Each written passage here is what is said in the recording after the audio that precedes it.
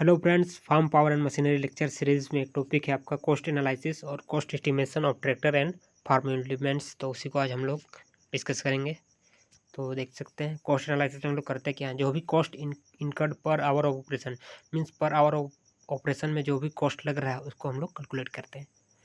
ये हम लोग क्यों करते हैं? To get an idea about pay back period of the investment. Next, ये क्या हेल्प करता है हमको? To fixed up hire charge of the implement for custom hiring means अगर हम कस्टम मतलब हायरिंग पे देना चाहते हैं तो कितना चार्ज रखेंगे हम, वो हमको फाइंड करने में हेल्प करता है। तो total cost of operation two type का मतलब इन्वॉल्व्स टू कॉस्ट। इसमें दो कॉस्ट होता है, एक आपका फिक्स्ड कॉस्ट और दूसरा होता है वेरिएबल जिसको हम लोग ऑपरेटिंग कॉस्ट भी बोलते हैं। तो फिक्स्ड कॉस्ट क्या होता है देख सकते हैं, जो ये आपका मशीन ओनरशिप से रिलेटेड है और ये आपका होगा ही मतलब occur regardless of whether the machine is use और नॉट। मीन्स मशीन को आप यूज करेंगे या नहीं करेंगे, जो मतलब करें या ना करें आपको ये लगेगा ही। इसमें आपका डिप्रिसिएशन आ गया, इंटरेस्ट आ जाएगा, टैक्सेस, इंश्योरेंस और हाउसिंग कॉस्ट आ जाएगा। इसी तरह वेरिएबल और ऑपरेटिंग कॉस्ट ये आपका जब मशीन को यूज़ करेंगे तभी लगेगा, incurred only when the machine is used. इसमें कौन कौन सा आता है? रिपेयर एंड मेंटेनेंस आ जाएगा, fuel cost, lubrication cost, service, repair and maintenance और आपका लेबर चार्ज आ जाएगा। क्योंकि आप जब चलाएंगे तभी फ्यूल कंजप्शन होगा, तभी वो मतलब ऑपरेटिंग कॉस्ट निकलेगा फ्यूल का। इसी तरह देखते हैं कॉस्ट आपका दो तरह से हो गया, फिक्स्ड और वेरिएबल। देख सकते हैं फिक्स्ड कॉस्ट में ये सारा है और वेरिएबल में ये सब है। तो एक एक करके देखते हैं। पहले फिक्स्ड कॉस्ट देखते हैं। फिक्स्ड कॉस्ट में पहला हो गया डिप्रिसिएशन। तो डिप्रिसिएशन है क्या? ये आपका loss of value of machine है with passage of time means time के पासेस होने मतलब गुजरने के साथ साथ जो मशीन्स का वैल्यू में कमी आता है वही आपका डिप्रिसिएशन हो गया।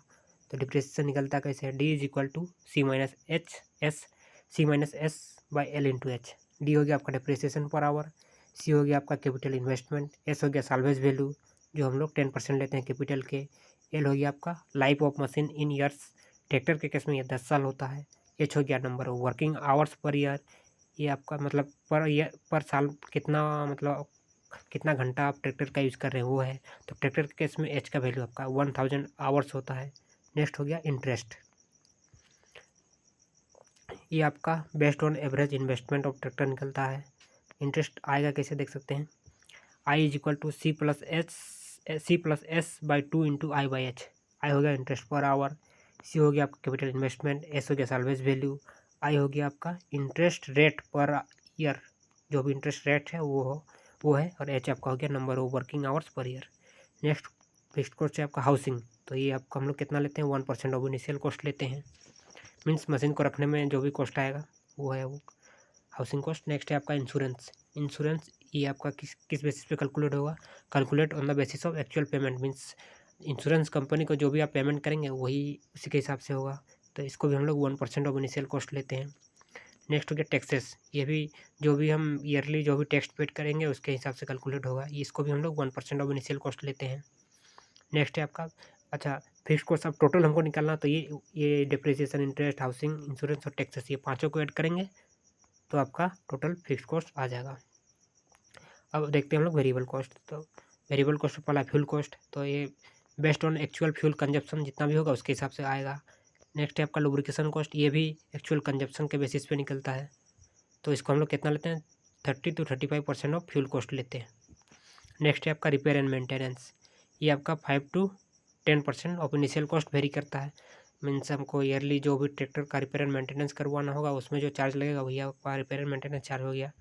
तो ये 5 से 10% होता है इनिशियल कॉस्ट का। नेक्स्ट है वेजेस, जो भी ऑपरेटर रहेगा ट्रैक्टर का उसको जो पेड करेंगे हम, जो भी बेस्ड ऑन एक्चुअल वेजेस। तो यहाँ पे टोटल वेरिएबल कॉस्ट कैसे आएगा? ये fuel cost, lubricant cost, repair maintenance और वेजेस, ये चारों को ऐड करेंगे तो आपका आ जाएगा। अब टोटल कॉस्ट ऑफ ऑपरेशन निकलना है तो total fixed cost plus total variable cost कर देंगे तो आ जाएगा। अब इम्प्लीमेंट के केस में हम देख सकते हैं फिक्स्ड कॉस्ट कैसे आएगा? डिप्रिसिएशन, इंटरेस्ट, टैक्सेस, इंश्योरेंस और हाउसिंग। जैसा हमने ट्रैक्टर का किया उसी तरह ये पाँचों का यहाँ निकालेंगे तो इसका फिक्स्ड कॉस्ट आ जाएगा।